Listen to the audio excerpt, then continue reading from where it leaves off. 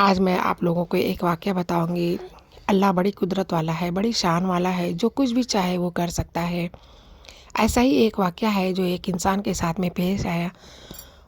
ایک دفعہ ایک شخص اپنے گدھے پر سوار ہو کر کے سفر کر رہا تھا اور گدھے پر کھانے پینے کا کافی سامان لدا ہوا تھا اور وہ بہت دور نہیں گیا تھا ابھی۔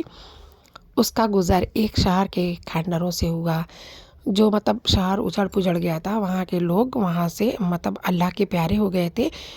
وہاں کے رہنے والے اپنا گھر بار سب کچھ چھوڑ کر کب کے اللہ کے پاس جا چکے تھے۔ اس شخص نے تھوڑی دیر وہاں پہ ٹھہرا اور وہ بڑا حیران ہوا کہ یہ ساری جگہ تو اتنی جلدی سب کھنڈار ہو چکی ہے۔ اسے اللہ کی قدرت پہ تھوڑا سمجھ نہیں پایا اور وہ وہیں پہ رکا، اور اللہ اسے کس طرح سے دوبارہ آباد کر سکتا ہے وہ یہ سوچا کہ اللہ اس شہر کو کیسے دوبارہ آباد کر سکتا ہے، یہ شہر کیسے درست ہو سکتا ہے، یہ پھر کیسے وہ اس طرح کا ہو سکتا ہے۔ تو وہ ایک عجیب واقعہ اس کے ساتھ میں پیش آیا۔ اللہ نے اس شخص کو لوگوں کے لیے ایک مثال بنا دیا۔ کیا کیا اللہ تعالیٰ نے کہ اللہ نے اس انسان کو وہیں پہ موت دے دی اور وہ 100 سال تک وہیں پہ مردہ پڑا رہا۔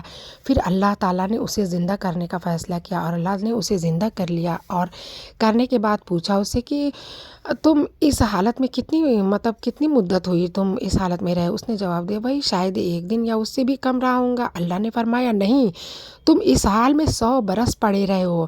ذرا اپنے کھانے اور پینے کی چیزوں کو دیکھو جو تمہارے گدھے پہ سب لدی ہوئی تھی، کیا وہ خراب نہیں ہوئی ہیں؟ اب ذرا اپنے گدھے پہ بھی نظر ڈالو، کیا وہ مر نہیں گیا ہے؟ وہ صرف ہڈیاں ہی باقی ہیں اس کی۔ اب اس انسان نے ان ہڈیوں کو ان سب کی طرف دیکھا اور پھر اس نے ان ہڈیوں کو اللہ نے کس طرح سے جمع کر کے ایک ڈھانچہ بنا دیا اور اس پر گوشت چڑھا دیا، اور دیکھتے ہی دیکھتے ہڈیاں ہی صرف نہیں آپس میں بلکہ سارے گوشت خون کی نالیوں سے جڑ گئے اور گدھا پھر سے زندہ ہو کر کے کھڑا ہو جاتا ہے۔ دیکھیے اللہ کی شان، اللہ اکبر۔ جب یہ سب اسے صاف صاف دکھایا گیا، اللہ نے اس شخص کو صاف صاف دکھایا، تو وہ شخص بول اٹھا میں جان گیا کہ اللہ ہر چیز پہ قدرت رکھتا ہے، اللہ بڑی شان والا ہے۔ اسے یقین ہو گیا۔ تو دیکھیں اللہ تعالیٰ جو چاہے وہ کر سکتا ہے۔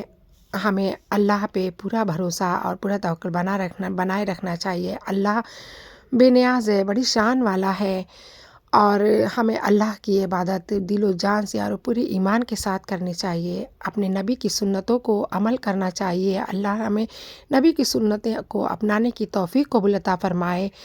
اے اللہ تو ہمیں اپنے رحمت کے سائے میں آباد رکھ۔ اے اللہ ہماری غلطیوں کو معاف کر۔